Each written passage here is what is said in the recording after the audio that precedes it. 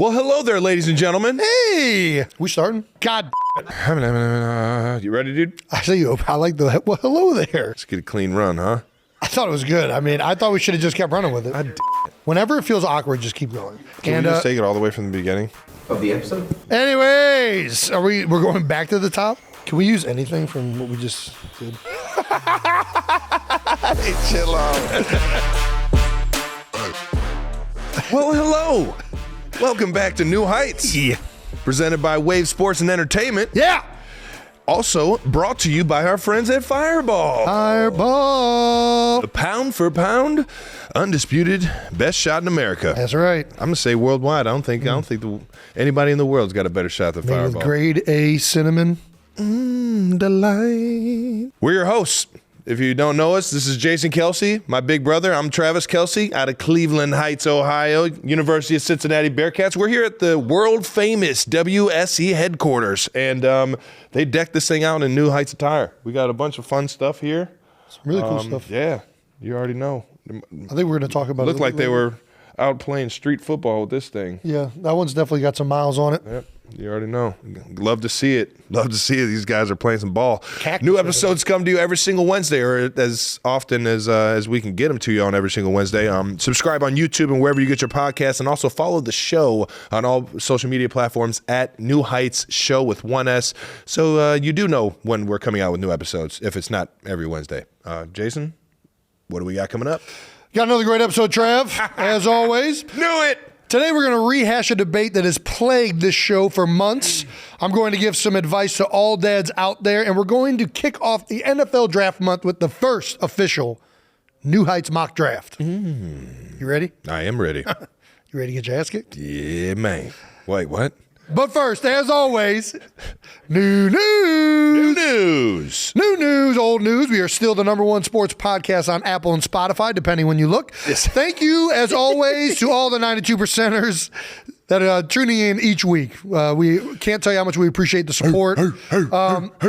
We're here together at the WSC headquarters, as Travis just said. They officially redid the set with all of this incredible artwork from you guys. That's right. This set is decked out in 92% artwork and fan material. My personal favorite is the unrealistic physique of that picture right there of me, as well as the Sean Payton-esque photo right there. Yeah, I don't know. It's a lot of really good stuff. There's some good ones. The stop sign, the iconic stop sign, which has nothing to do with our show, but I think any place where there's signs, you should have a stop sign. It's just safe. Got some Kelce Crunch back here, baby. This is probably my least favorite photo right there. I wish it wasn't up. It's going straight in the shredder after this episode. It's a beautiful picture. Do we have anything else that we wanted to touch on? No. That's it. I mean, This like got a nice little 2D, 3D action, as well as the New Heights sign. Oh, dude, that's a real book. What? That's a real book. Baby signing for dummies. So they've been doing it for a long time. I would say I'll read it, but Well, you know what it's actually about. sign language for babies? God, you're smart. I thought you weren't going to get it. We do have a live show ticket update to talk about. In last week's episode, we told you that we had a few pairs of tickets for the show in Kansas City. Just a few. And here's how we want to give those out. We want to find the 1% of the 92%. We want you to write us, tweet us, make a video, basically do whatever you want to do or not. Probably won't win the tickets if you don't do anything. But if you don't want to come to the show, that's probably, just don't do anything. But if you do want to come to the show, you're having a tough time finding tickets, we want you there. So we're going to try and make this as fair of a process as possible and give it based on merit. So please give us the best content you can come up with. And we'll be sure to include a lot of this in the shows. Come on now, you already know. But of course, we will also be giving out a pair of tickets to the lovely 1% of the 92%, which is 0.92%. Just moving decibels. That's right. Just got to move that dot. All right. We're going to announce you winners in the episodes closer to the show in Kansas City. Last piece of new news. Travis, you got a big draft concert weekend announcement thingy coming up? Yeah. No, we got obviously the live show at New Heights, but I'm also throwing the biggest music festival that Kansas City has ever seen, the Kelce Jam. You're doing 2 live shows in 1 week? Uh-huh. And you think you're going to sell a bunch of tickets? And it is going to be epic. Okay. I got some great musical artists. Who's going?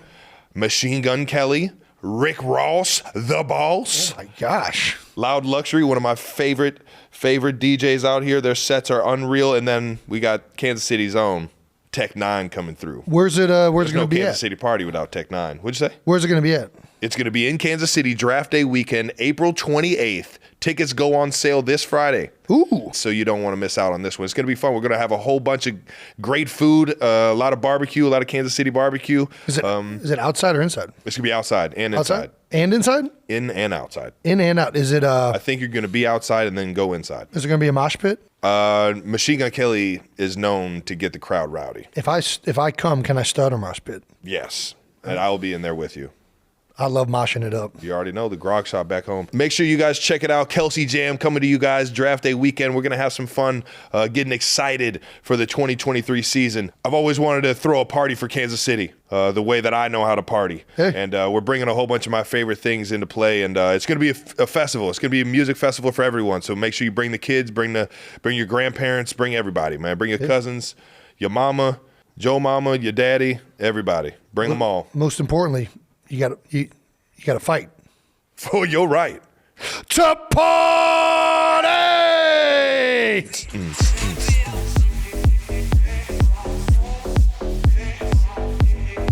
Kelce Jam, Kelce Jam, jam. It's jam time. Yeah. How long are we going to let that go?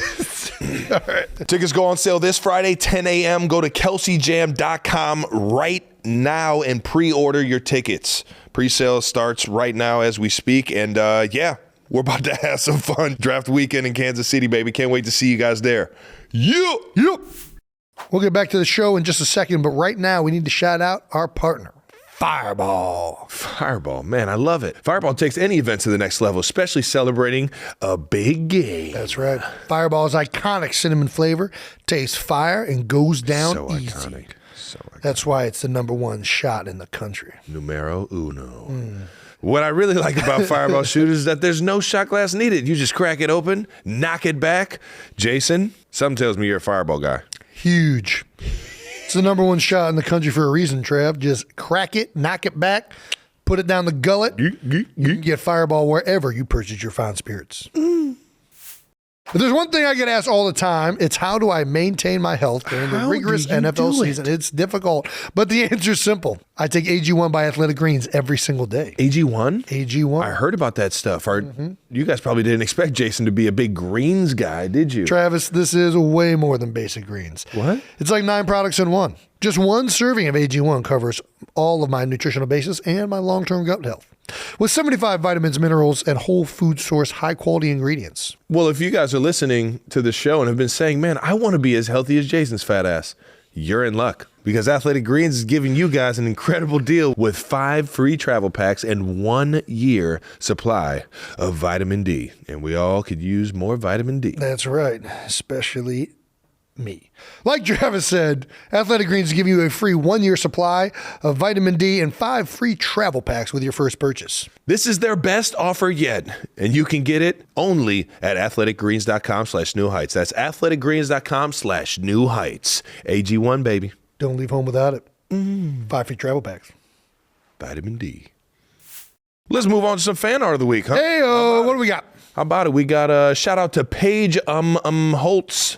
Yep. Holtz. I think that sounds right. She actually made us mugs. That's right. Look at these. Check this out. Chiefs and Eagles. Gotta love it, man. I know. Hey, cheers. How about it? This thing is actually heavy duty. Heavy duty. Paige, we love this. Thank you so much. I mean, I'm big into this. This is the kind of pottery I like. A little bit of rustic, nice glazing.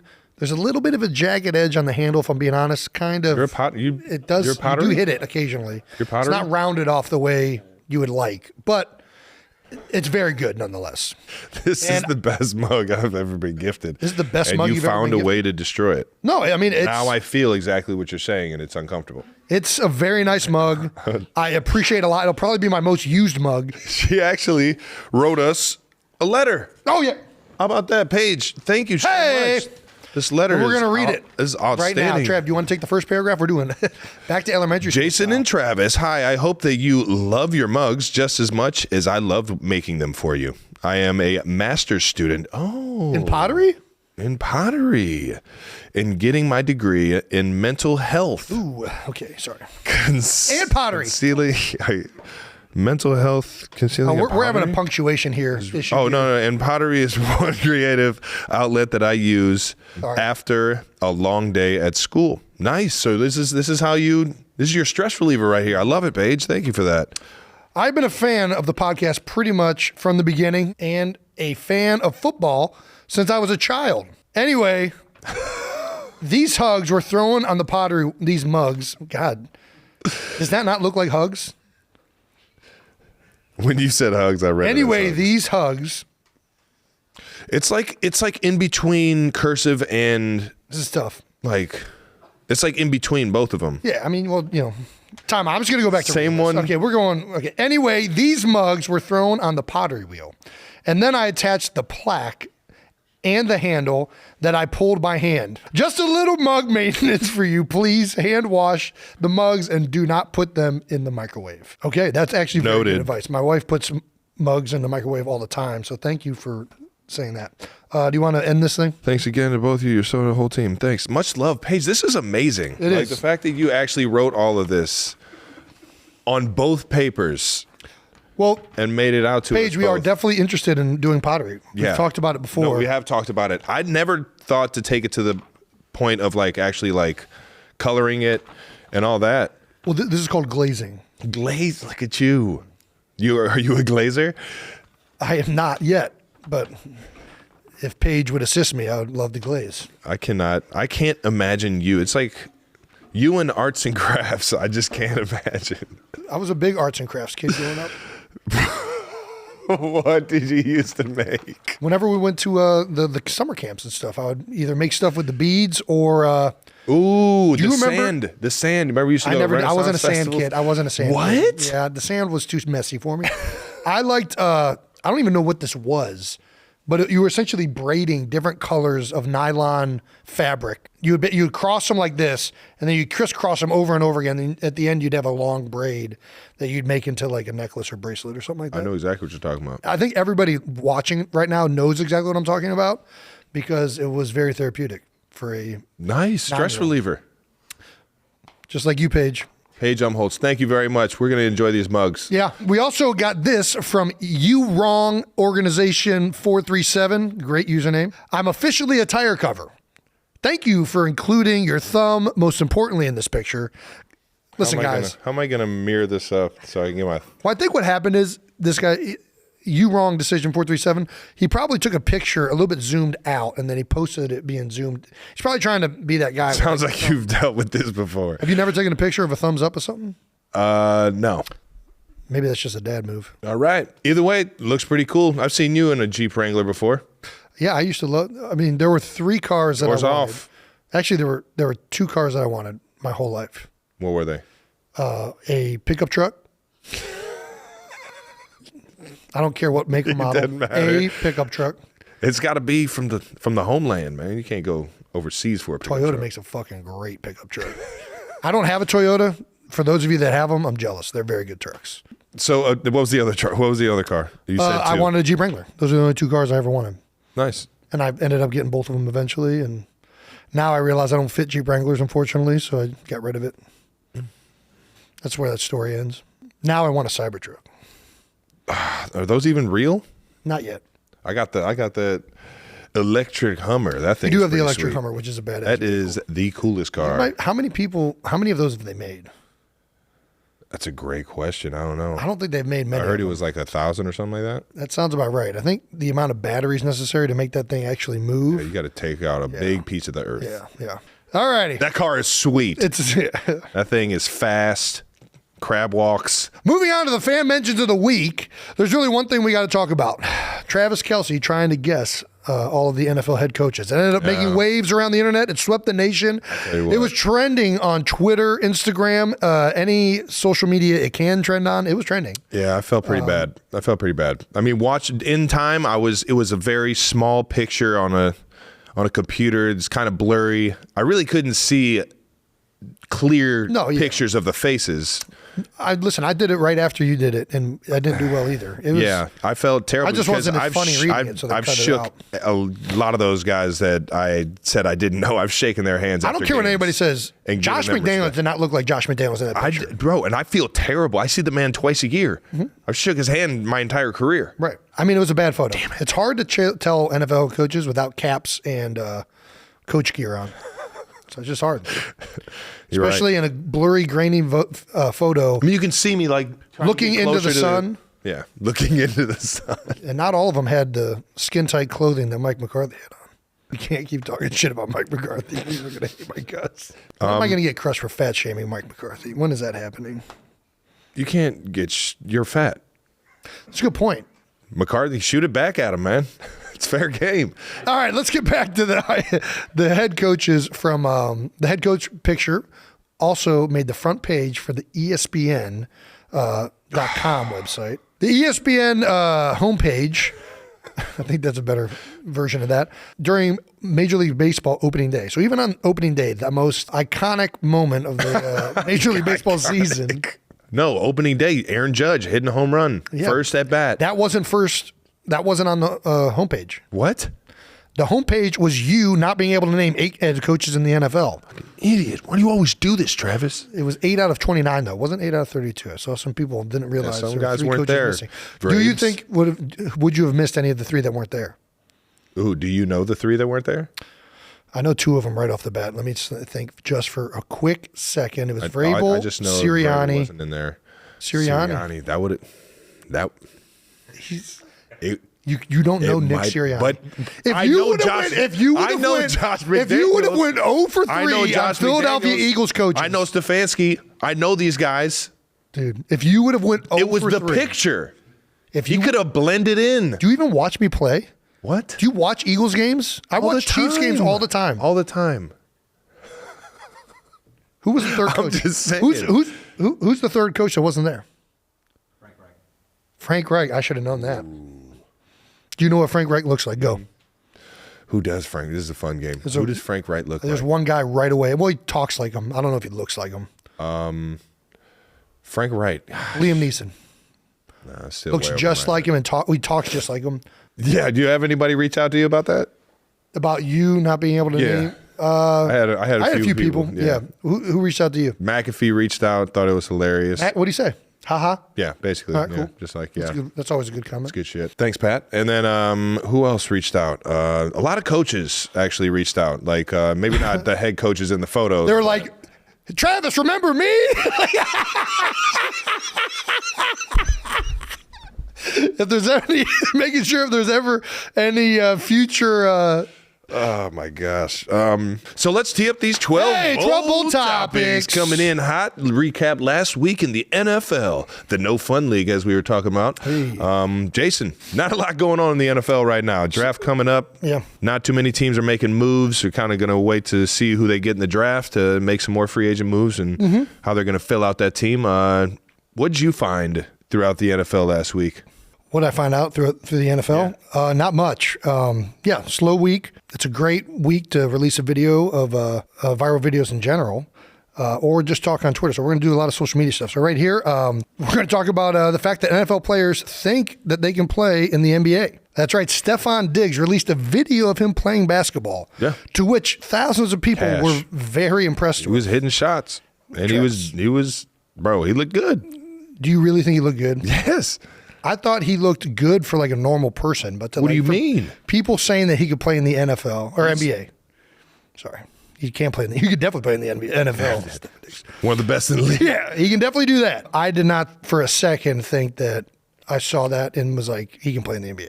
I mean, I didn't watch it and say he could play in the NBA, but I watched and said, all right, he's got some game. I watched and said, you know what, he'll dominate most lifetime. Yeah, like he'll dominate most of the games he's in, but he's not anywhere close to being in the NBA. Nowhere close. He's stiff. I'm not going to argue that. Like, and I think other people don't realize. I mean, how tall is he's stiff for a basketball player? I thought he was robotic in his movements. I was not impressed at all. He talked about looking at combines, looking at prospects. I want to see that fluidity. I didn't see any of that. He had good handles, and he was making the shots. They were legit step-back jumpers. It'd be one thing if it... I can't do any better. I'm not saying... All I'm saying is people are saying that he can play in the NBA, and it's just ridiculous. There's nothing about that said he was an NBA player. And he's... How tall is Stephen Diggs? 6'1"? Yeah, maybe. He's getting his shots swatted. If anybody is playing even remotely defense on him, none of that stuff is going down, like, at all. I'm just not buying what you're selling, dude. I think there's a chance he can get some buckets, yeah. Against an NBA player. Are we talking like in a game, like an NBA game? What are we talking? I'm just saying, like, one-on-one versus an NBA player, I can see him maybe getting some buckets. But, like, against an actual, like, defense, I don't think there's a chance in how he's scoring a point. No, not the NBA doesn't even have defense. Unless he walks up to half court before anybody gets on him and just throws up a prayer. A prayer? Yeah. That's it. That's the only way he's scoring. Stephon, man, I'm sorry for his ignorance, dog. This is ridiculous. Slay and A.J. Brown think they can also come off the bench and get 12. Yeah. Slay? Can Slay hoop? He says he can. I'm assuming he's good.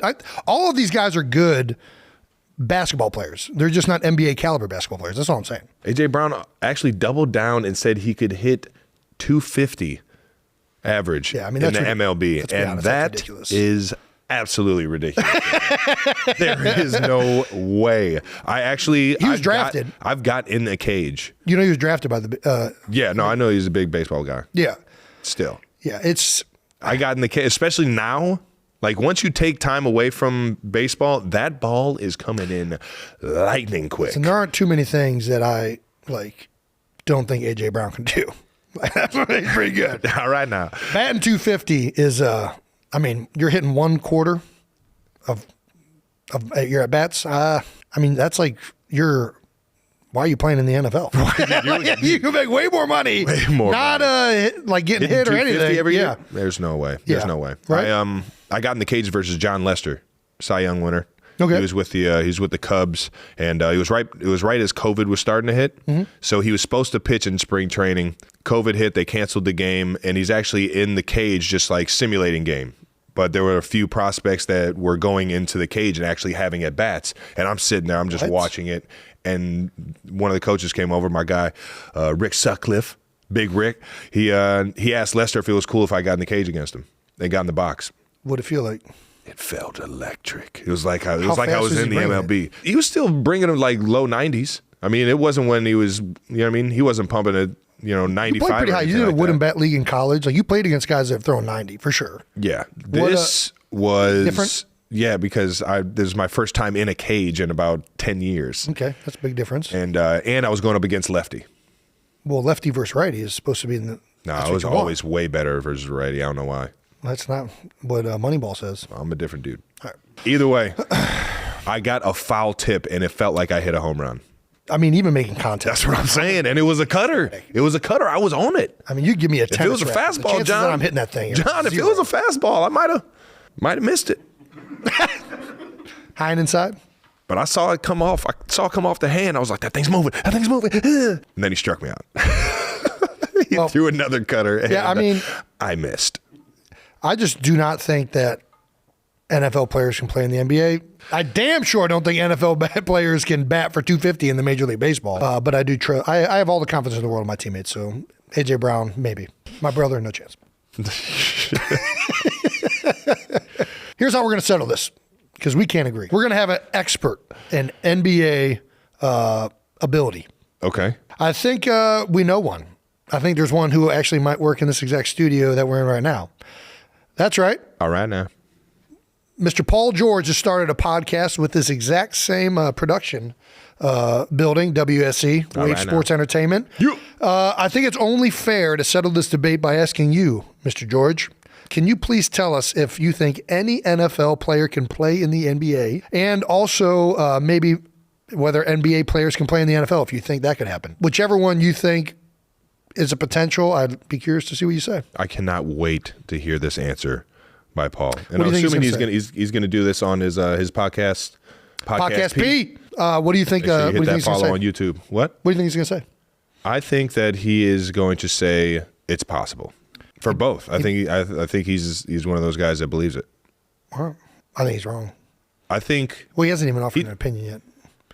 I think you're wrong on your opinion of what Podcast P's going to say. You just want to fucking just tell me I'm wrong. That's the only thing. I don't want to tell you you're wrong. That's the only thing. I just disagree with you on NBA. I'm not just trying to disagree to disagree.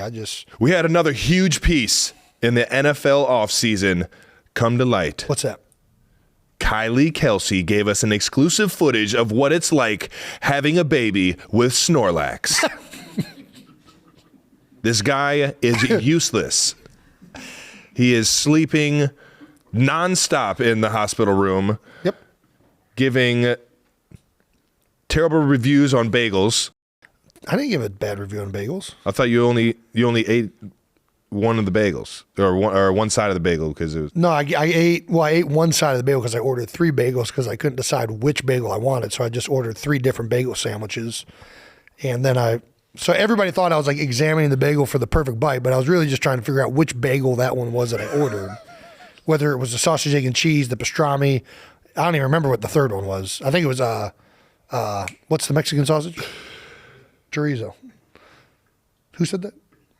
Good job, Greg. Chorizo, yeah, the chorizo bagel. And I couldn't eat all 3 of them at the time, so I only ate 1/2 of them. And this is going nowhere. Well, the sausage, egg, and cheese was clearly better. Can't go wrong with it. And yeah, I mean, listen, having a child as the dad, there's not much you can do. Did you do anything? Did you? I went to the hospital. This guy's ridiculous. And I offered my words of encouragement. I held her hand for the few amount of pushes she needed because she's a freaking unbelievable champ. A baby making machine. And she... you okay? Yeah. You. Doctors... Do you have any You know what's impressive? When your wife gives birth to a child and the doctor's like, man, that was impressive. That's serious. What can't she do? Any tips for soon-to-be dads? The one piece of advice I got to dads everywhere when you're going in for your first baby being born, I don't know if you know this, it's very common for the dad to pass out. Shut the fuck up. I swear to God. I've known multiple, no, because I'm about to give the tip. Here's where all the dads mess up, and you made fun of me about the bagels. You're there for a long time, a lot of times, right? And what happens is these dads who are not experienced in blood sugar levels, they go in there and they don't eat anything for hours on end and just lie on a couch, and then freaking it gets up and your adrenaline's going and you see a baby pop out of something you've never seen before. Oh, that's because your blood sugar's low. So the moment they tell me, you get to know when it's going down, you'll know. Pop a granola bar in, bagel sandwich, whatever you got to do. Keep those blood sugars up and you'll coast through that thing with no problems. Yeah, nice. That's my one piece of advice. Noted. All righty, it's time. It is time for the New Heights mock draft. Our first mock draft. And with the NFL draft coming up, you know what it's going to be about. That's right. Easter candy. Hey, man. With Easter Sunday coming up. All right. Let's do it. We had somebody pitch this to us on YouTube. User Dandy Swanson Prods said, I love the podcast. I love watching this every week. Also, this is a request for the podcast. Can you give us a mock draft of Easter candy since Easter is coming up? I thought all Easter candy was just chocolate. Yeah, I mean, I'm not going to lie. I don't know Easter candies that well. I just know candy. I know a couple, but we're going to do 4 rounds of the mock draft. Candyman. And she asked us if we could do a mock draft on Easter candy. Well, abso-fucking-lutely we can. Can we? That's right. Here's how we're going to do this. We're each going to get 4 picks of Easter candies, and we're going to try and assemble our best teams. Who's going to get first pick? Rock, paper, scissors. All right. We're doing evens and odds. All right. Are you evens or odds? You get to pick. Pick. Do even or odds. What we're going to do on the count. Okay, I'm going to spell this out. On the count of 3, we're going to go 1, 2, 3. Evens. Damn it. Odds. All right. Oh. I get first pick. First pick of the mock draft, Easter candy. I mean, I'm going Cadbury eggs. I mean, easiest pick in the book. Yeah, you can have it. Who's Cadbury picks? Like, what is that equivalent to in a NFL draft? Who'd you just take? Because I've never heard of fucking I just Cadbury. took the Tom Brady of Easter candy. You just, what? Is it the one with the caramel in them? Yeah, some of them have caramel. Some of them. So you just took the entire one. If you think that's the Tom Brady, then you must have never had Easter Skittles. They make Easter Skittles? Yes. Do they taste any different than regular Skittles? Yes. What do they taste like? I think they're just colored different. I bet there's zero taste difference. I know what you're saying because I've seen the different colored ones. They do a lot of pastel coloring. Yeah, it's pastel. Yeah, I think this is a weak pick. To be honest with you. Yep. Well, until you play him, All right. and he fucking dogs you. So, yeah. All right. Well, my second round pick, I'm picking Reese's Egg. So you're just picking all the chocolate eggs with different fillings. I mean, if we're going with Easter candies, I'm taking the giant bunny, the one where you go into CVS and it's fucking staring you down. You getting the big bunny? Getting the big bunny. What are you going to do with all that chocolate? He's going to play offensive line, I guess. Yeah. Protect. Yeah. He's going to guard the shit out of those Skittles. All right. Third round pick. I'm going, I guess I'm going to go Cadbury Bunny. So the same.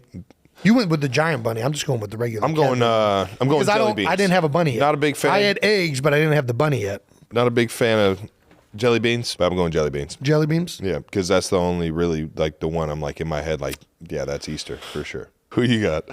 Huh? Fourth round pick? Who's my last pick? who's My your last pick is Robin eggs. All right. I figure why not go back to the old egg factory? This guy's. Listen, you don't have an egg. You don't have an egg in your arsenal. What else? Oh, what are you going to do? Oh, marshmallow. There are some sort of marshmallow. Talking about Peeps? Is that what it is? Peeps are a Peeps thing. marshmallow? It is a marshmallow. That's the one. That's like fucking what? Now that's like the Pat Mahomes. Yeah, I think Peeps are fucking absolutely disgusting. What? You can go for it. The Peeps are one of the most classics. Peeps are one of the most overrated candy in the history of candies. It's like Peeps, and it's fucking pure sugar. You know what? There's nothing wrong with it. If Peeps had made eggs, if Peeps made eggs, they'd make candy corn, and they'd both be the most overrated holiday. You don't like candy corn? Candy corn's disgusting, Travis. What? Nobody likes candy corn. It's pure sugar. The only people that have candy corn are psychopaths and grandmothers. There's no other reason why you should have candy corn. Did you just call my grandmother a psychopath? I don't think our grandmother had candy corn. She made cookies. She had the little no, she had candy. She had candy jars. She had the little strawberries. Yep, or the also grandmother favorites, the butterscotch, the little butterscotch candies. Yeah, those are good. Peeps, classic mistake. Those things are getting ran right through. not with that oversized bunny I got. Hey, you made the classic Peeps mistake. You don't have an egg on your team. How are you going to compete? You have no eggs. What are you putting in the Easter baskets, Travis? This guy doesn't even. Peeps, throwing the marshmallows in there. What's a good candy? Tell the people what a good candy is. What a good candy is? Tell me good candy. What's my favorite candy? Right now, my favorite candy is Bueno bars. I think they're fucking fantastic. I also big Kit Kat guy. I'm a big wafer guy. It sounds like not a big like hard candy or sugary, just like processed sugar. Like I like chocolate. Although I do like what are those little square things? They're like kind of like Starburst but better. High Chews. That's it. Chews. Those are good. Those are good. Yeah. Can't go wrong with those. It's better than Starburst. No, they aren't. They're much better. No, they aren't. You don't have to throw at least 3 out every pack. Which Starburst flavor are you throwing out? Yellow. Come on. What? I mean, I'm still eating it, but he ain't throwing that shit away. What's your favorite candy? Gosh, it's like asking me what my favorite movie is. What's your favorite movie? I don't know. I don't know what it is. I love a lot of candy. Do you want to give it a top 5? Top 5. Top five. I fucking love Skittles. You love Skittles. I love Skittles. Really? Love Skittles is the top 5? Gobstoppers? Love Gobstoppers. You're putting Gobstoppers in top 5. You just put a fucking Bueno bar. You couldn't even describe what the fucking Bueno bar was. I know I'm not going to lose a tooth eating it. I got all my shit in it. I don't. I had a cavity. I could take one out back You here. like jawbreakers. You just like sucking. I say gobstopper. It's completely different. It's the exact same thing. No, it is not. You can chew through a gobstopper. I fuck with Butterfingers. Ooh. Love a good Butterfinger. That's a very underrated candy. Also will lose a tooth with that one. You won't lose a tooth at the moment of eating it, but it will for sure give you cavities because that stuff does not come out of your teeth. It is caked in there. Yeah. That's my movie. That's my movie after. Candy. I go to the movies. Butterfinger? I'm getting popcorn and Butterfingers. Mix the two. My movie candy is Milk Duds. Big Milk Dud guy in the movie theater. Another candy that you can't get out of your teeth. Maybe. Do you think dentists own movie theaters?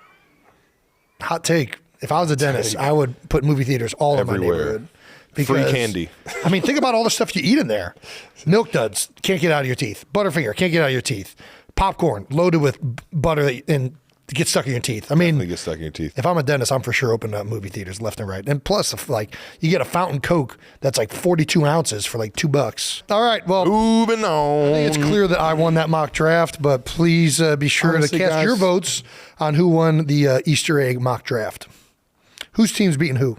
Keep in mind he has no eggs.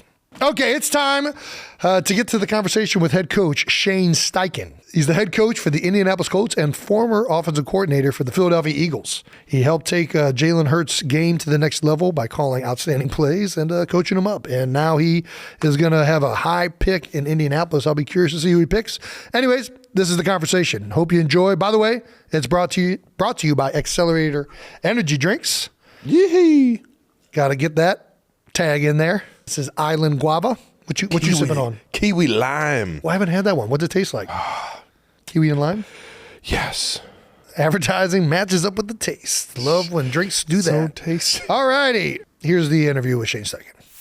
Well, our next guest is a former UNLV quarterback. He coached Justin Herbert into an AP Rookie of the Year award. He then came to Philadelphia and was the offensive coordinator this past season for one of the number one offenses in the NFL, as well as the runner-up MVP in Jalen Hurts and Super Bowl appearance. Can't forget that. Wish it was Super Bowl victory, but Super Bowl appearance, we'll take it. And now you know him as the head coach of the Indianapolis Colts, Shane Steichen. Hey, thanks for having me, Kels. Of course. Thanks for coming on, Coach. I guess we'll start with the Eagles' time first when we were together. How did you come to Philadelphia? Obviously, Nick Sirianni gets hired as head coach, brings you in pretty much, I mean, were you guys there the same day, like first days? Like I feel like Very you were similar. I think I came the day after him. I think he got the job on a Thursday. He showed up on Friday, and I showed up on Saturday. But my time with Nick, obviously, I worked with him at the Chargers, and then he went to Indianapolis, and then from there, obviously, got the job in Philly. And then that year, our head coach got let go, so there's a little space in there. And then Nick got the job, called me up, said, "You want to come to Philly?" I said, "Let's ride," and we went. So I guess you knew right away. You didn't even need to look at the roster. No, I think this business is all about relationships. You know, I truly believe that, and I had a great relationship with Nick and what he stood for and the type of coach he is and was when I was with him. And then obviously it shined when I was with him this past 2 years. When you were hired, you get to Philadelphia. What immediately are you trying to do? You're looking at obviously players that we have. You're coming up with, you're meeting the new guys that you're working with. Like, right. What's the first steps, I guess? I think that is meeting the people in the building, meeting the players, and shoot. Speaking of that, and I use this story a lot. And the first time I met you it was the COVID year, and I was going up to the trailer, and I remember you walking up. You said, "Hey, Coach, welcome to Philly." Yeah. And I'm like, "Hey, Kels, how's it going?" I was like, "Hey, let's get together and talk." And I remember we did the little COVID test, and you came up to my office, and we were in there for about 2.5 hours. Yeah. You know, we talked about family. Really got to know you, and then we started talking protections, and we were going all over the place. And I said, "Gosh dang, this is a great dude." And then I remember after that walking down, and you were in the cafeteria, and I think you were sitting with one of the janitors or one of the and I said, "You know what? I see why this guy's played for so many years. Just a great human being that you are." Yeah. I mean, I appreciate that, first of all, but I feel like that's one thing that stands out is, man, you just love talking ball. Even from the moment that we met each other that first day to like random text messages you'll give me throughout the week. It'll be like 9 o'clock at night. I'm sitting down with my baby girl next to me and like, "Hey, what do you think about this protection or this play that we got in this week?" Like, do you just love football that much? Are you just wired where you're just always on and thinking about it? Yeah, I do. I mean, that's part of it. I think getting into football, when I was in college and learning from my high school coach. And then when I got into college, I was around some good coaches in college as well. And then when I got into the NFL, just the preparation that it takes to be successful in this league. Like the guys that I was around, the Phillip Rivers of the world, Antonio Gates, early on in my career as a coach, seeing how they do it. I'm like, gosh, that's how it's done. And then the preparation that went into it.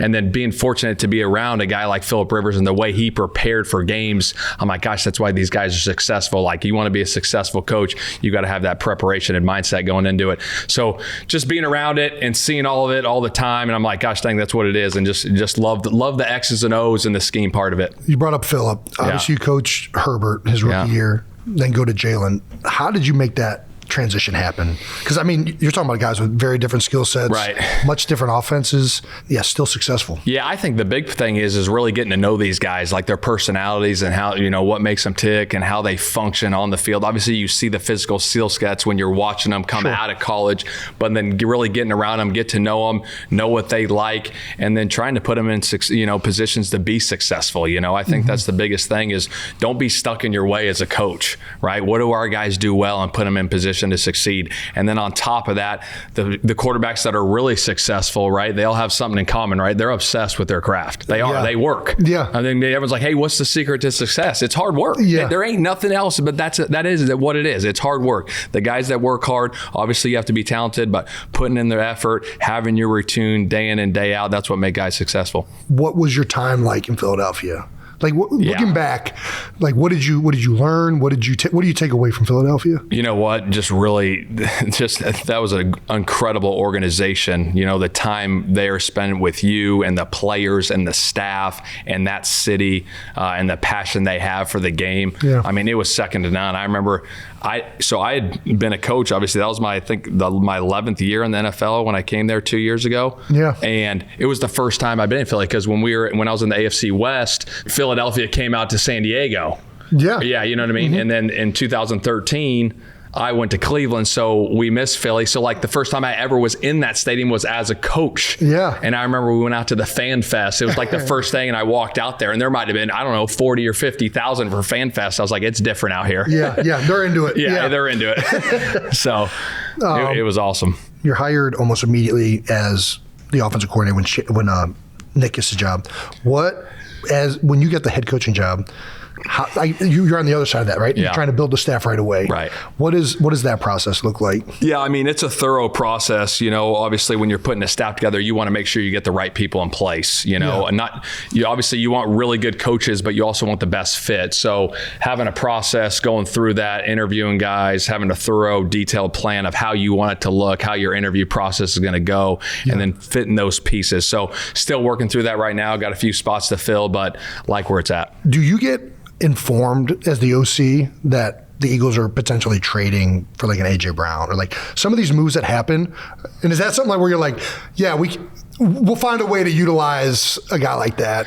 Yeah, I think anytime. Or they're like, how do you fit the scheme to make this guy good? Yeah, I think when really good players come available, you make that work. Yeah. And he's obviously a really good one, and we made that one, go a little bit, and he made it go too. And a credit to you guys. I always say that, people want to say, it's all about you guys. It really is. You guys make that thing go every day. Well, you're very humble because obviously, it's always a two-way street. Players are important, but the positions we get put in, and we got put in some really good positions. And as the offensive coordinator, and really as the play caller, you have to be a great communicator, right? You have to be knowledgeable of everything that's going in the game plan, because everybody's kind of putting in their little piece, right? And the players are being coached it by another person in their meetings. Yeah.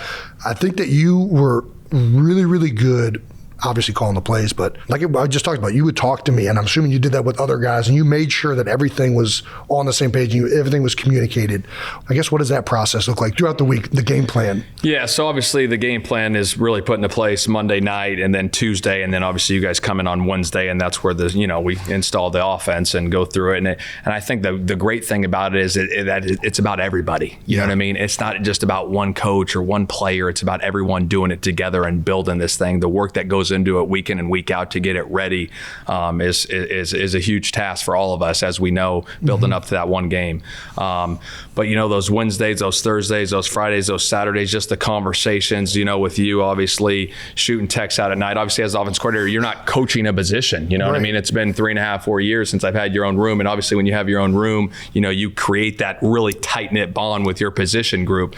So as the offense coordinator, you got to be intentional about creating those relationships with players and going everywhere. But also the communication part of it is huge. Of hey, here's what we're thinking on this. The communication on the sidelines throughout the game, the communication with Jalen throughout the week. Hey, let's get together and talk about these plays here. Hey, we hit this play, we're going to go back on the ball and run this. So it's coming. So the communication is like clockwork. So there's no second guessing. What that play just came in? Where did that come from? It's no, we knew it was coming, and everyone's on the same page. So I think that's the beauty of it. Do you have a like a welcome to the NFL moment when you first got into coaching? If we can take it back, like. Oh my gosh, I got a great one. You guys will love this.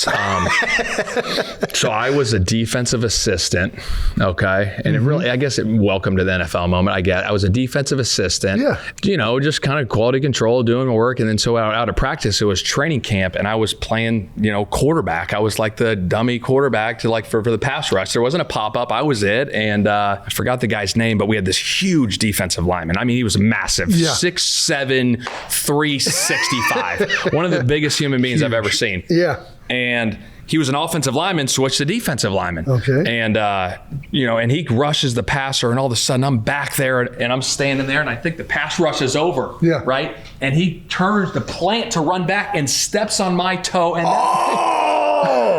not good. Not good. And I'm using some bad words back there. And I mean, it was just like a funny moment. We were in the staff room and guys were dying. And I actually still have it to this day. I'll save all my exos. So that was fun. Did you break it or was it?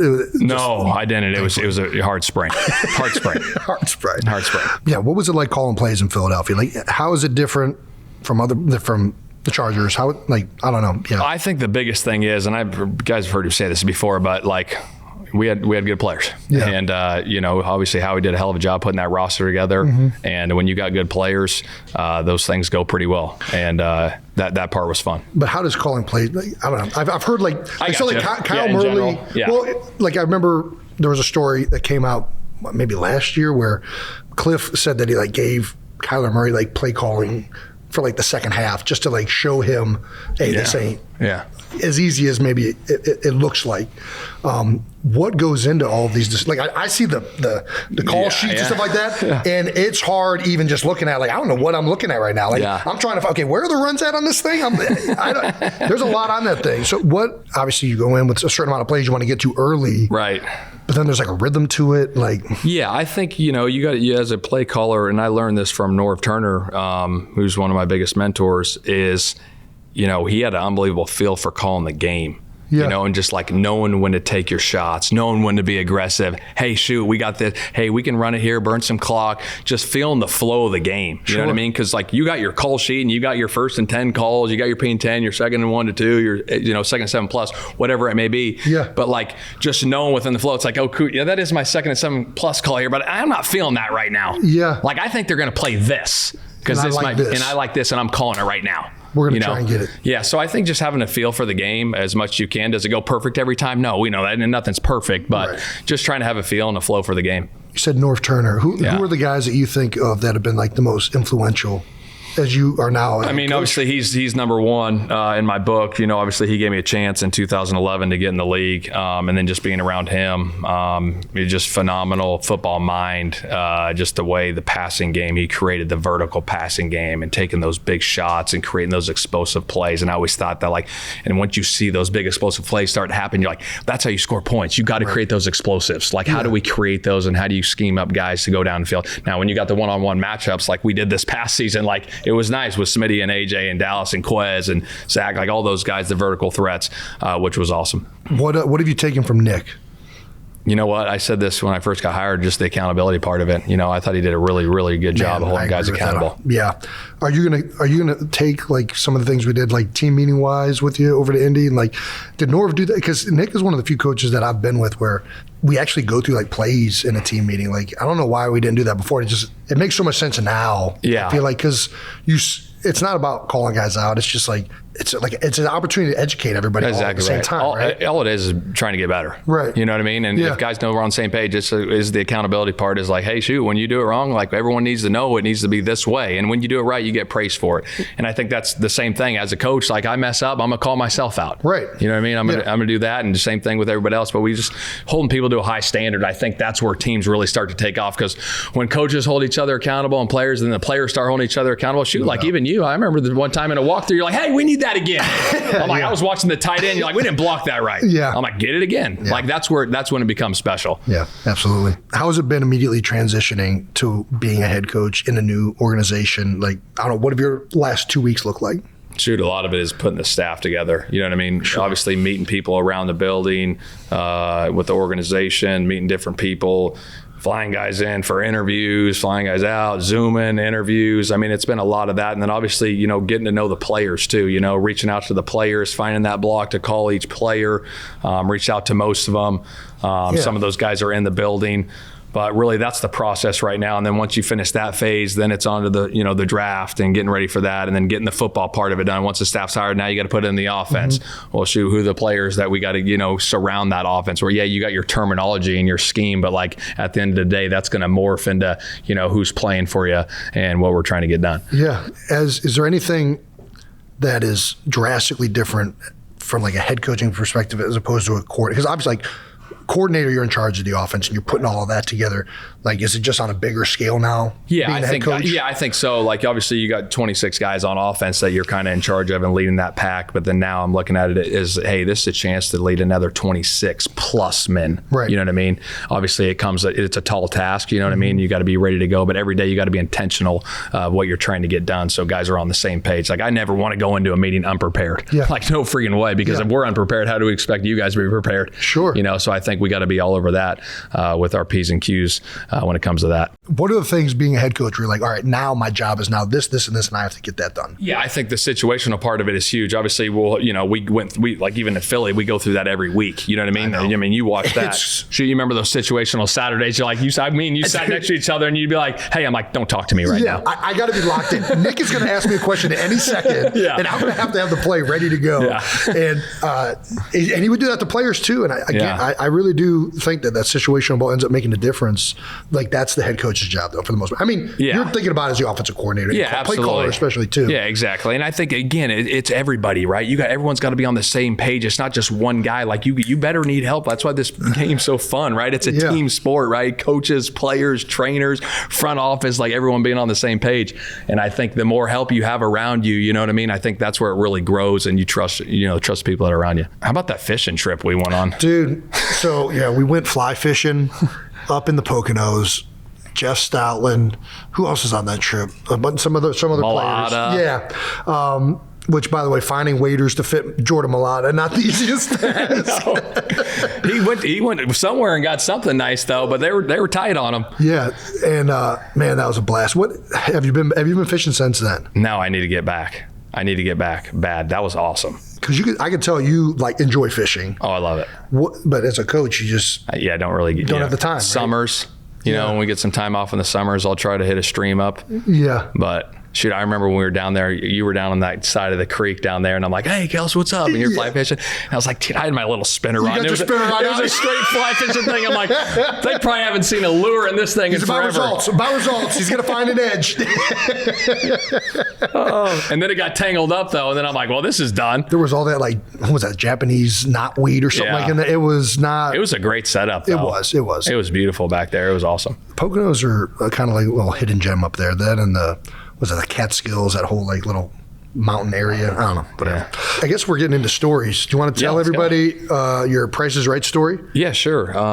So back when I was in high school, I was graduating high school, about 10 of my buddy said, hey, let's go down to the Price is Right. So we lived up in Northern California. We're like, hey, let's just caravan down there, So we go down and we get the T-shirts made, and Rod Roddy was the host, come on down. You're the next contestant on the Price. So we got the Rod Roddy T-shirts lined up. Everyone had them on. So we go in there, and it's like one of those deals where you walk in, you line up, you get there early in the morning outside the studio, and they let a certain amount of people in. So as you're going through the line, they grab about 5 at a time, and they basically say, hey, tell me your story. You got 30 seconds. So does everybody going into the Price is Right get that interaction? You get that interaction. So there's like a judges right there. There's about 4 judges, and they said, just tell me your story. So I'm not gonna lie, I don't remember what I said, and I was kind of going a little bit. But you knew like this is a big deal of getting selected. Yeah, someone's like, hey, whatever. Yeah, you got a chance to get selected. Whatever, they're gonna get to know you. Whatever. So I'm just going. I'm like, hey, I'm going to UNLV for college. I don't know. I was just rambling. Yeah. So we left. My buddy's like, man, you were going pretty good. I don't know if you're gonna make it. I'm like, I don't know if I'm gonna make it on there either. So we get in that studio, and they, before Bob Barker comes out there, someone comes out there, he's like, hey, it's a little different when you get on this show. Like, you watch at home and you're sitting there and you're looking at the scores and the numbers, and all that stuff. And so you can see it. So you're like, oh yeah, they bid 400. All right, cool. I'm bidding 425. But when you get up there, you can't see the numbers. Like, it'll be different now. Okay. So I'm sitting down there, and they start the show, and And we're all sitting in the back. There's 10 of us, and they, first contestant, come on down. And then, I was the second contestant. They said, hey, Shane Steichen. They hit me with the Steichen, come on down. And I was like, heck yeah. I'm going. Close enough, man. I'm coming down. I'm running down there. I'm all fired up. And so I get on contestants row, and I'm sitting up there, and they do the first, hey, let's go through the bid. And I didn't get up on the first one, and then they go to the second one. I was the third person in line on this thing because they were just, whatever. And then they go to the next one, third. So I'm like, okay, cool. There's a couple more. So, but I'm like, I'm going to be the last one to bid because already 3 people went up. There's 4 people on contestants row, if I remember right. Yeah. And so he's going down the list, and he's that's a good position to be in. Last to bid is good. Yeah, last to bid. So he's going down the list, and people are yelling behind, hey, 400, no, 600, 1 million. I'm like, 1 million? It's a tennis ball machine, So, we're going through it, whatever. And he's like, hey, Shane, it's your bid. And I'm looking back, and I'm like, not my bid. It's his bid. It's his turn. And the guy was like, yeah, it's my turn. He's like, it's your bid. I'm like, no, I'm fourth. So you were supposed to be last, and he called on you third. Yeah, because I was just in that order, because we don't switch spots. Gotcha. We don't switch spots. So he calls me down, and I'm like, all right, cool. I'm like, hold on, wait, what did they bid? Because now I'm like, I wasn't even thinking. All thrown off. Yeah, and so he's like, all right, he bid 400. This guy bid 425. What's your bid? And I'm like, shoot, I'm 18 years old kid. I'm like, 426. Yeah. And the guy next to me is like, 427. Like retail price 450. Yeah. And then that guy goes up there and wins. But I never made it onto the contestants on the stage. I was just on the contestants row. But I got some luggage, and I got a baker's rack for being a contestant on the show. It was a fun experience. Do you still have the luggage? My mom does. Are you kidding me? It's a red Beverly Hills luggage bag, and it's ripped, but she still uses it. You got to keep that. 20 years. 20 years. 20 years plus. How about that, Beverly Hills? How about that? Or is it just Beverly? Maybe. I don't know. Don't quote me on that. We're at the combine. Yeah. You guys are doing formal interviews with players right now. Does the position dictate what you're going to ask? Obviously, football-wise it does. But, are you looking for specific traits and specific positions? How does that all go into it? Yeah, I think, we have a plan of when you have, these formal interviews, when you talk to these guys, just kind of finding out their football IQ, right? Talking through fundamentals with them. Yeah. Asking them questions, what they're thinking on this. How did you guys call this? Whatever it may be. And each team might do it differently, but just get a feel for them in those meetings. And they're not like super long formals. No, they're not long. They're quick. So it's speed. It's fast, getting there. But then the other thing is too, and what I enjoy about the combine is really getting to go see these guys in person, like see their movement skills on the field. You know what I mean? As many times as you can see these guys in person, it helps the evaluation process, in my opinion. Interesting. So seeing them here, boom, going to their pro days, whatever it may be, as many times as you can see these guys in person to get a feel for them, because obviously, it's a big deal to get drafted, and you want to make sure you get it right. What are you looking for on the field? You don't have to give them a specific position. Yeah. I know this is super generic, but are you looking at demeanor? Are you looking at physical attributes? I think I think it's all the above, okay. And just really like their movement skills, depending on position. You know what I mean? Yeah. Like fundamentals, like what's the quarterback arm motion look like? Gosh, I saw it on film, but it looks a little different in person. Yeah. You know what I mean? Or what's their footwork like? How fast is this? How's the receiver coming out of a break?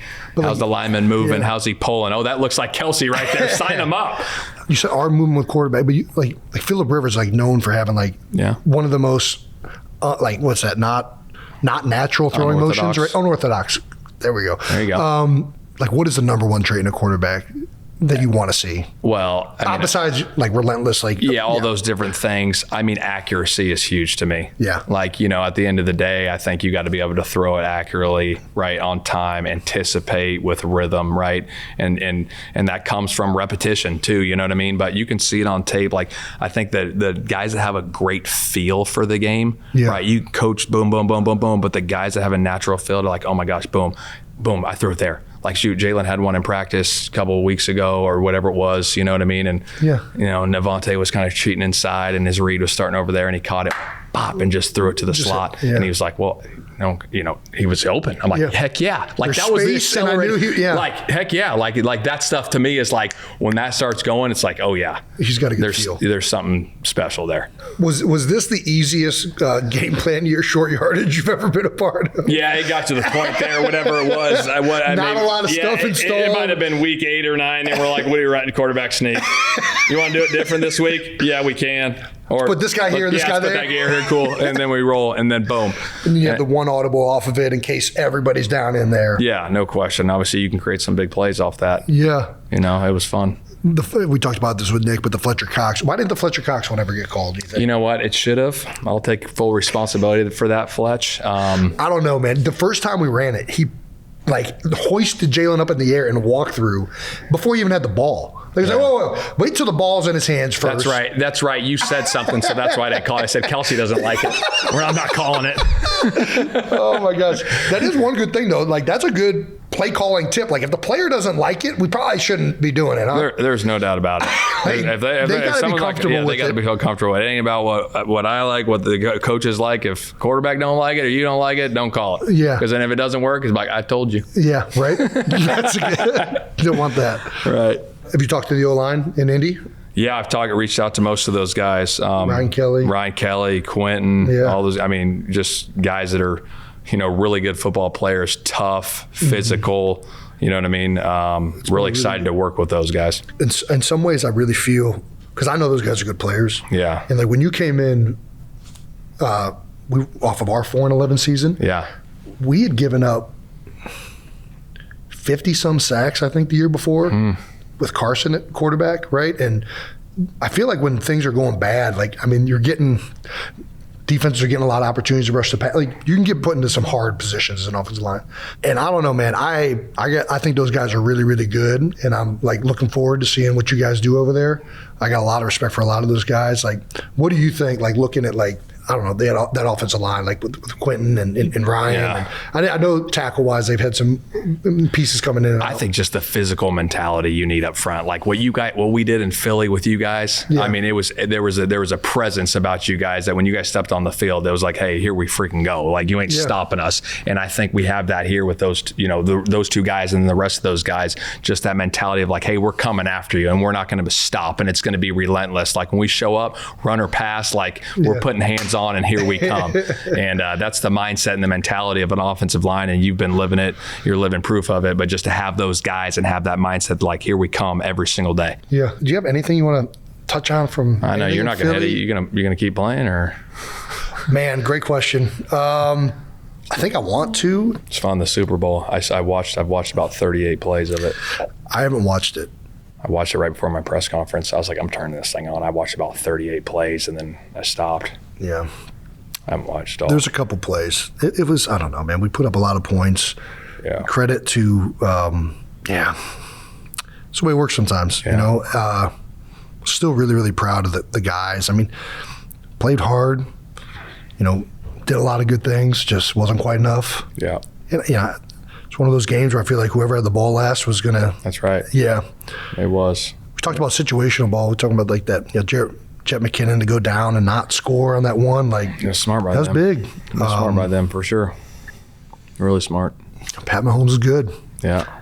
It's back and forth. So it was a back and forth battle. Did you look at Pat coming out? Oh, yeah. I went and worked him out at Texas Tech. Did you like him? Loved him. How do you find the next? I mean, that's such a hard. I mean, yeah, they don't come by very often. Yeah. How do you find it? Well, if everyone knew how to do that, they'd be like, come on, sign him up. Whatever we need to do to get him. And Jalen played unbelievable. Jalen, that might have been one of his best games of the season. Yeah, I'm so excited. He was lights out. I'm so excited for him and his future and what he's going to bring to this league. Yeah, it's going to be special. I know he's going to have a long career. Just the way he is with you guys in the locker room, the person he is, the way he prepared, that's what you want. That's what you want. When you got guys like that, you're going to have success. And no doubt. I know he's going to do some really good things in Philly for the next probably decade plus there. Yeah. Well, I certainly look forward to watching it. What about pregame routine? Have you had one the past? So my pregame routine has changed since I've been in the league. Okay. When I was young, I used to go out early with the O-line coach. Yeah. I did some band stuff and everything. And as I've gotten older, I feel like I don't want to do as much before. I'm like, listen, I'm just going to go out there, do the season cues, use that in-between time to kind of warm up right there. But I'm going to do some more stuff in the locker room, just kind of like soft tissue things, and then go out on the field and get warmed up.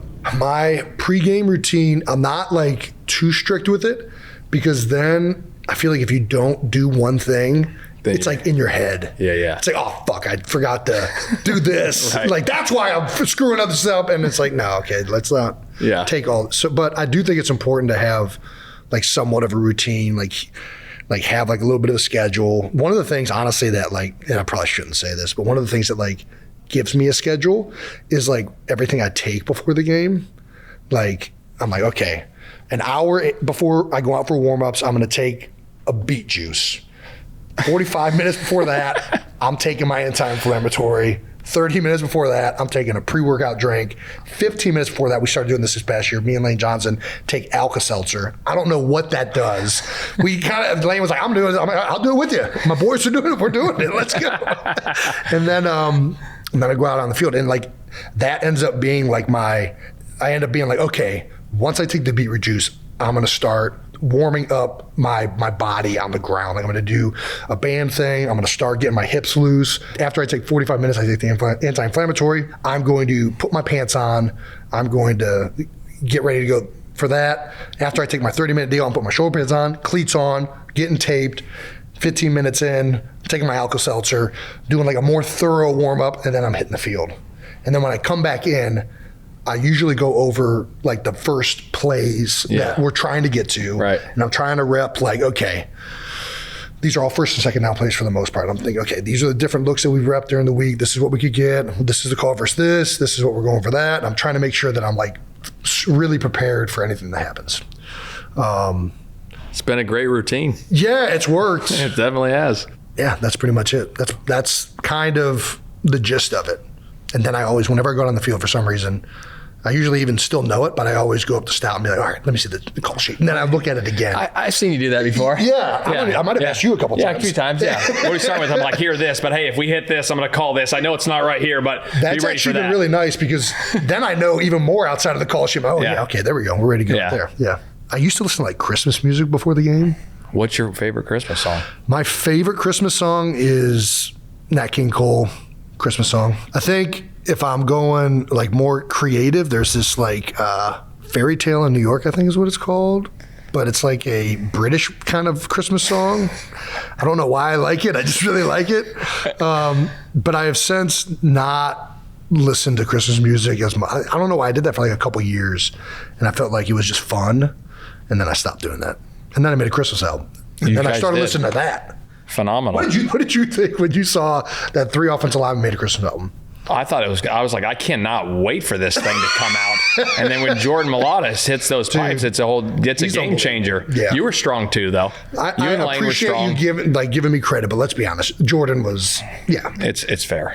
He needs to record his own album for sure. Yeah, he's only playing left tackle to launch his singing career. He's a good left tackle. He needs to keep playing. Yeah. You can do both. He can do both. Off season. If I can do a podcast, he can release some albums while he's playing football. True. Do you have a pre-game routine?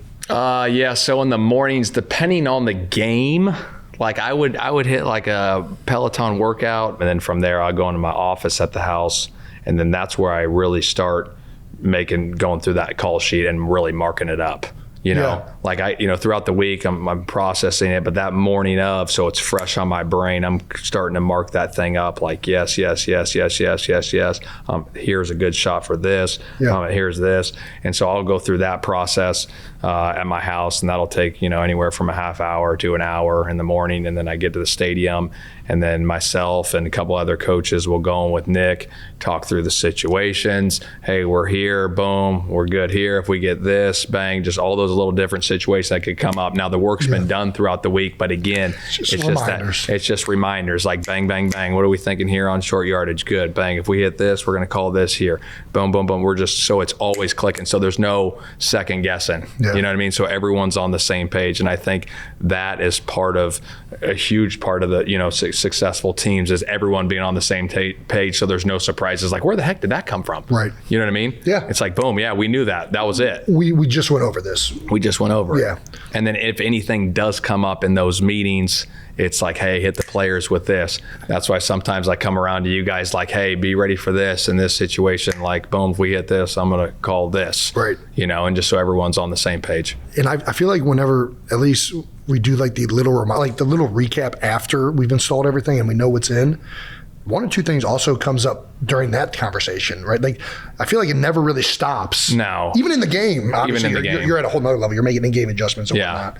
I think that's big, the in-game adjustments. Obviously, having a veteran like you, stout line coach, and all the help from every other coach that's on our staff, just those quick in-game adjustments, they're huge. You're huge. Like, how they playing the front? What's the technique? And you're like, hey, gosh dang, this guy's doing this. Like, hey, we can hit this. I remember one game, you came over to me, and I'm not going to say the play name on here. You'd be like, hey, just call this. And I'm like, done. That is like, that was one of the questions on one of the episodes that we've done before was like, are in-game adjustments real? Are halftime adjustments real? And I feel like halftime adjustments do happen, but like, you don't have time to wait till halftime. Like, we're making adjustments. You got to do it right drive then and after there. drive. There's no question. I think really the halftime thing is, hey, here's what we're thinking coming out to start this. Hey, they've done this. We've already seen that. We've already made that adjustment. Be ready for something in the third quarter if they pop something new on us. That's one of the most fun things about playing. I love the chess match and trying to figure out what are we doing, what are they, how are they attacking us, what are they trying to do to defend us, and when you're in that rhythm, it's pretty awesome. There's no question, and you guys made it go, baby. Yeah, well, you too. You guys made it go, Coach. Can't thank you enough for coming on. I can't wait to see what you do in Indianapolis. Yeah, I appreciate you. Hey, congratulations. You want to come coach? Come on. Welcome to the New Heights post-interview interview, brought to you by Accelerator Active Energy Drink. So, Jason, how do you think that conversation went? Don't blame that interview on Shane. I don't care who you interview. A high school coach, a college coach, the head coach for the Indianapolis Colts. We have to keep looking down at your iPad and you don't have follow-ups. That was a disgraceful performance. I don't know who I think I am when I do something like this. What do you think about your partnership with A-Shock? A-Shock? Accelerator. We're talking about A-Shock. This delicious active energy drink with natural caffeine, zero sugars, beautiful cans. I'm out here trying to win an interview and you're asking me questions about A-Shock. You can find Accelerator at Target, Albertsons, Safeway, Quick Trip, and Hy-Vee. So that's a conversation with Shane Steichen. How about that? How about that, Eagles fans? That was your OC. It was. And Travis, do you think you could pick Shane Steichen out of? Okay, I will skip it again. Can we just move on? Sorry, from I'm just thinking me not knowing anybody. Can we just move on? I know you know Shane Steichen. I get it. I know you know Shane Steichen. All right. Oh, he's the best. So, anyways. Shane Steichen talked about going on The Price is Right. It was a big accomplishment of his. That's pretty cool. I've always wanted to go on. I would want to do any game show, to be honest with you. Really? Any game show. I mean, there are game shows that I'd be good at, and there are game shows that I'd be bad at. We've always been big game show guys. We love watching them. What game shows do you think you'd be good at, or which ones would you want to go on? I've always wanted to do Family Feud. Obviously, Price is Right. Family Feud. That'd be a good one for the whole family. Yeah, I think we'd hold our own. Yeah, as long as Raphael was there. Raphael's a stud. Yeah. What else? What other game shows? I think Family Feud. Dad was a big Jeopardy guy. Yeah, but he wasn't good. I think you have a what? Dad was not good at Jeopardy. He was so good. He was not good. What? You just see him just wings and blue cheese and just what is Albert Einstein? My favorite game show to go on, and I would dominate because I'm a full-grown man, is Legends of the Hidden Temple. Classic. A classic game. That was probably our favorite one growing up. That and Guts. Guts was awesome. I loved Global Guts more because I always like to put a competition between continents and countries. Yeah, I'm a big international games person because there's nothing. Listen, I love when Philadelphia sports win, but there's nothing more that gets me jazzed up than the USA kicking the shit out of some Swedish kids. Hey, chill out. Oh, it's electric. I don't even know if there was ever. It's electric, and we love it. To be honest with you, I don't know why I went straight to Sweden. Because we have the upper hand. Yeah, well, that's a good point. What countries would we struggle with in Global Guts? Let's think of the games that are in Global Guts and the activities that would require you to get to the top of the Aggro Crag. What countries would be tough for the USA to compete in? I don't even know how to gauge this. I mean, what are the best countries? Canada. What are the best countries athletically in general? Canada. No. What? Is there? I don't remember there being an ice event at Global Guts where they were skating. Yeah. Yeah, I don't know. I don't think Canadians would be good at Global Guts. I'm not going to lie. So, yeah, my favorite games were Legends of the Hidden Temple and Guts. We just talked about this. No, those were our two favorites growing up. Couldn't get enough of them. And I don't know why. I don't know if this is everybody in America, but I always thought that I was way better than the kids that were actually on there. Well, that's because you were. Those kids were. You just never got the opportunity. Those kids were some producer's son that wanted to go on, and he. Stop. These kids were handpicked. They were not the best of the best. Yeah. The kids on that game show were not based on merit. They would do the little video intro. I'm not buying it. There's much better that the USA has to offer for the Global Guts community. From watching it and watching the kids that did get to compete, I was always jealous, and I always wanted a piece of the. Are you kidding me? Still, who doesn't? I wanted so bad that I've scoured the internet looking for Aggro Crag, and it is harder to find than you think. No way. There's got to be. I mean, it's out there, but I can't find it. I've looked on eBay and Amazon. Nickelodeon's got to have a few in the back, right? They got to have a few in storage. I don't want it from Nickelodeon. Why you don't? No. What do you want it from one of the kids that won? I want a legitimate. It's not a real piece of Aggro Crag if somebody didn't compete and win for it. It's just a prop. It's a piece of plastic, Travis. I would assume that's probably what all trophies are. I want, but when it's paid for with blood, sweat, and tears, that's the trophy I want. You're firing me up right now. Yeah. Let's do it. All Listen, right. Let's get it. I want some Aggro Crag. And anybody that's won one of these things. yeah, if you have some Aggro Crag, I'm saying we got some free tickets to our show. If you're a 92%er, I will gladly hand over a ticket to our show. Aggro Crag for tickets? Yeah. All I mean, right. I'll give a lot more than our tickets, to be honest with you, but that's a good starting point. It's up to you. 92%ers, get the word out. Let's get some Aggro Crag or in the a background pendant here. or a pendant from Is it Crag or Crag? Crag. Aggro Crag. Is that a real word or is it just made up? Crag. I think Crag is another word for like a mountainous formation, a steep or rugged cliff. I think I nailed that.